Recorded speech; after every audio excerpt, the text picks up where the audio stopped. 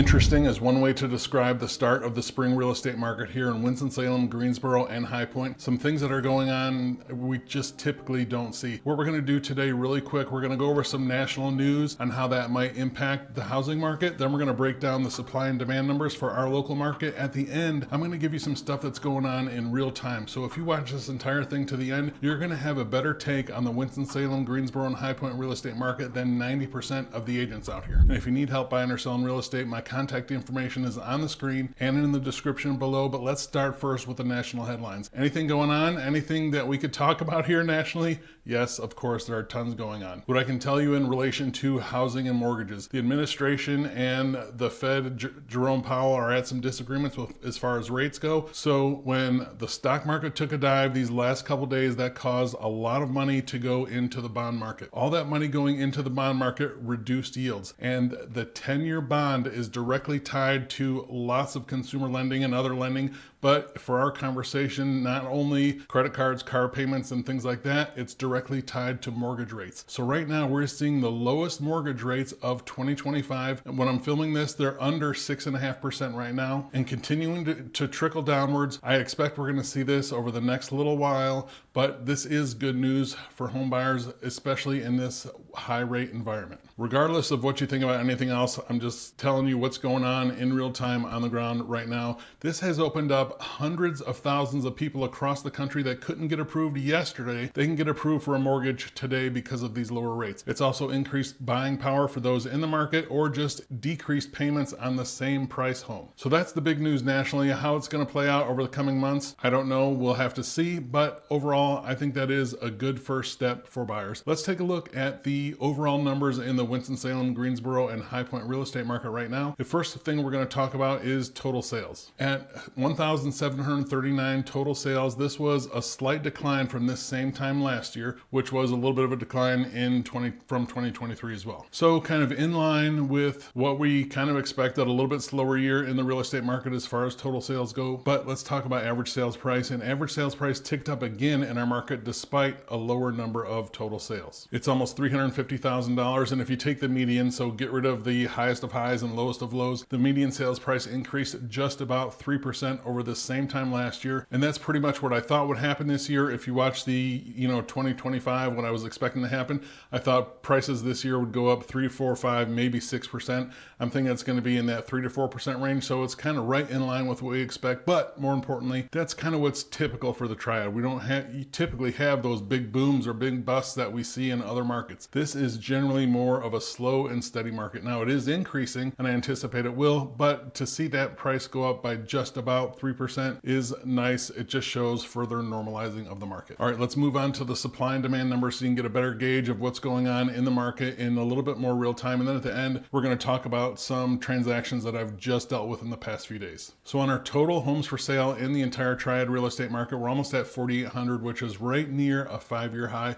So it's good. There is more inventory coming back into the market. Now here's an interesting point of that 4,800 total homes for sale. If we look at new listings, we're going to see that come in at 2,550. So 2,550 new listings last month. So over half of the total homes for sale in the market came on the market in the past month. Reason why this is important is one, of course, because some seasonality, we're bound to see more houses come onto the market. But when so many homes that are on the market are brand new listings, that just shows there is still quite a bit of demand in there. But for the overall supply, 2,550 new listings, that's a good start to the spring. We should see that increase over the next month or two as we head into summer. The million-dollar question with this is how much pent-up demand is there of people waiting on the sidelines for rates to come down or more favorable buying opportunities? Of course, we don't know that. I tend to think that that number is pretty big though. When we're at rates at 7 and more like we were last year and not a lot of homes on the market, that just had a lot of people on the sidelines. As we see rates come down and as we see listings come up, that's going to bring more buyers into the market. We're going to have to see how the market reacts over the rest of this spring and through the summer, but I do think there is a lot of pent-up demand out there in the market. All right, moving on to the supply side of the supply and demand equation, let's take a look at month supply of homes.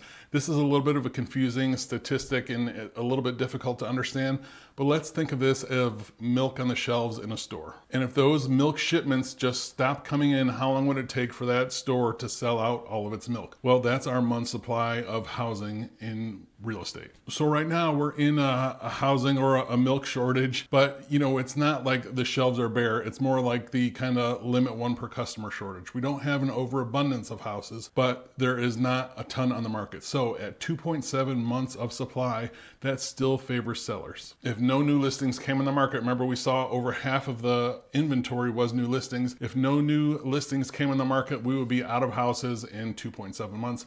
That's what that means. It's just a good indicator of the overall supply in the market. And just for reference, when that number is below 3, it strongly favors sellers. When it's at 6, it more favors buyers. And we start to see a lot of price reductions when we're in that 4 to 6 months of supply range. So we're still quite a ways away from that. Under 3 months of supply of homes.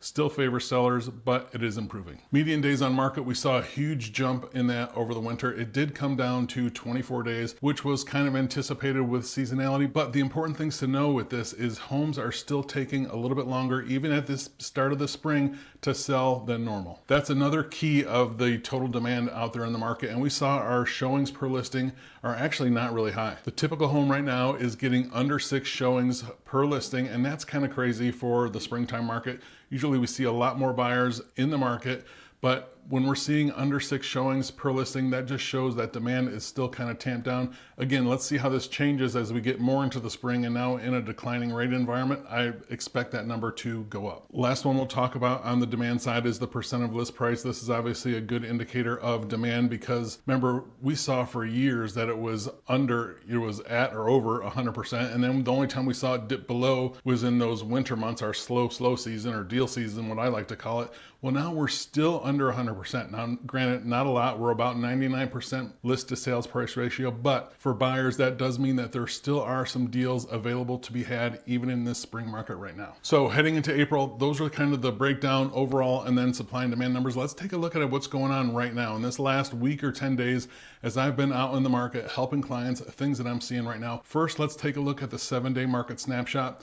We're going to see 114 new listings and 97 homes go under contract. That in and of itself shows how the demand jumped just in this last week or two. And as more buyers come into the market for the spring, we're seeing a lot of the inventory that comes on the market go under contract pretty quickly. Now, when I was out helping clients this last week or 10 days, I saw some scenarios as well. We were at a house that was on the market for 60 days, no offers, and then it had multiple offers in the same day that we made an offer. Kind of wild, but it does happen. I also represented the seller in a very similar scenario, house that was on the market for a while, and then we got 2 offers in the same day. Incredible. So I know they're not always making that stuff up. It happened to me as well when I was representing both sides of the equation. Other clients I was with, we had 3 houses for sale in the same neighborhood. We saw all 3. We went to 2 of them twice. We took a couple days to think about it. And then we finally ended up getting 1 under contract. We had our pick from these 3 houses in this same neighborhood. There was some activity in there. One did get another offer on it, but overall on that one, we had time to pick in that, which was a little bit of an outlier for this time of year. Another listing I had where I'm helping out a seller, we had only 6 showings for the first weekend. I was surprised. We did an open house. We did all the marketing. We did online marketing, print marketing. We open house, all kinds of marketing, and only had 6 showings that first weekend. I was a little worried as what was going on, but then we got multiple offers in that same weekend. So not a lot of showings, but the buyers that did come out were serious. And then we had a house where I thought it was underpriced, probably quite a bit underpriced, had a ton of showings, had multiple offers on there. I believe it was 6 or more. My clients made an aggressive over asking offer and we did not get the house. I was surprised because the numbers were something that we haven't seen in a long time. I think that was a little bit of an anomaly because the agent just really underpriced it, which is very, very rare in this market. But as you see from those examples, the market is just in a state of flux right now. Demand overall is down, but there still are plenty of serious buyers and we are just kind of in that change from early spring into spring and heading into kind of the market frenzy of spring and summer. But like I said, the market is still in flux. Buyers are being picky. Sellers have to have their home in tip-top shape, ready to go, be willing to make some repairs or give some concessions and things like that. And we'll see what happens over the coming weeks and months as rates come down and more buyers enter the market. If you need help buying or selling real estate in Winston-Salem, Greensboro, High Point, anywhere around there, I'd love to be a resource. You can reach out to me directly at jeff@govalentino.com. Thanks.